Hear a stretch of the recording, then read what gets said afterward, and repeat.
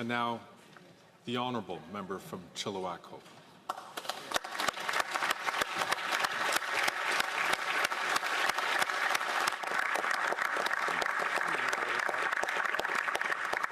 Well, thank you, Mr. Speaker. And on behalf of my mom, my sisters, and our entire family, I want to thank the members of the House of Commons for the opportunity to pay tribute to our dad, Chuck Strahl, a man who held this place in such high regard.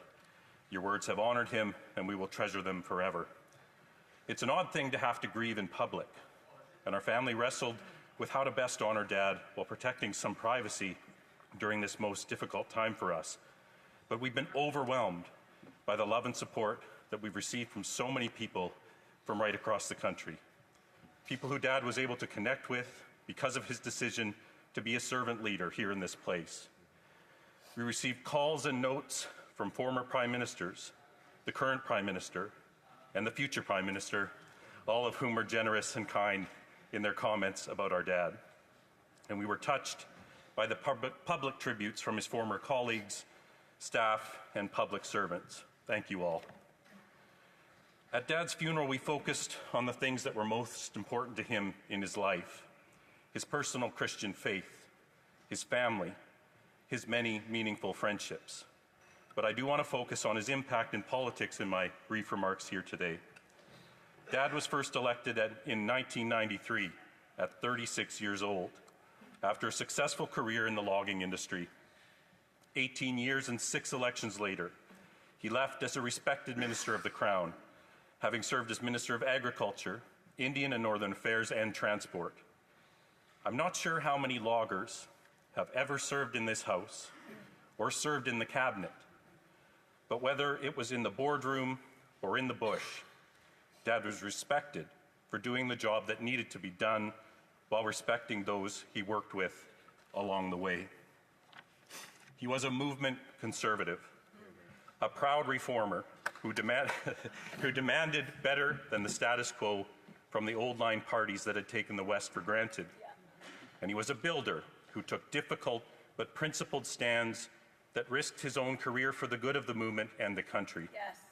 He paved the way for Stephen Harper to become the leader of the Canadian Alliance and played a key role in bringing the Canadian Alliance and progressive Conservative parties back together to form the new Conservative Party of Canada, a party that would go on to form a new government just a few years later. Appointed to Cabinet in 2006, his leadership was critical in laying the groundwork to deliver marketing choice for prairie grain farmers. And in 2008, his work with Indigenous leaders and communities helped to bring forward the Statement of Apology to former students of Indian residential schools here in the House of Commons, and the Truth and Reconciliation Commission that was created afterwards. He participated in many sharing circles during this time and was profoundly moved by that experience. These are just a couple of highlights among many that have been shared in the days since his passing.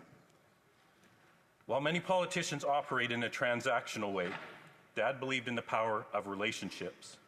He created, nurtured, and protected them in his personal and professional life.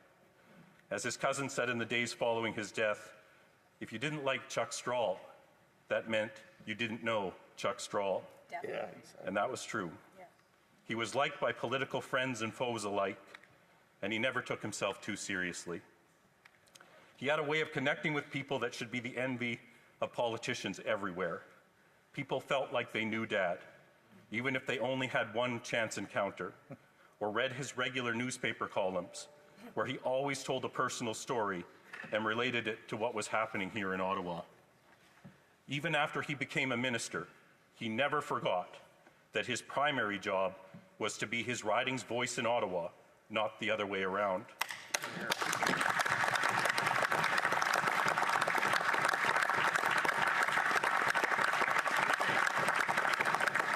He brought the common sense of the common people to the House of Commons.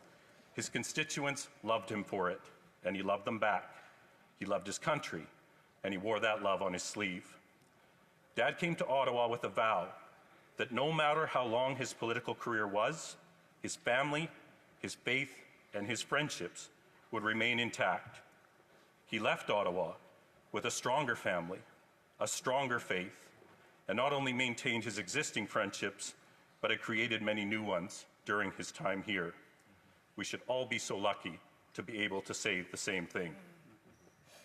Our dad was a man of honor, integrity, and principle. Canada is better for his service and is diminished by his loss. On behalf of my family, thank you, colleagues, for honoring him here today. God bless you all, and God bless Canada. Here, here,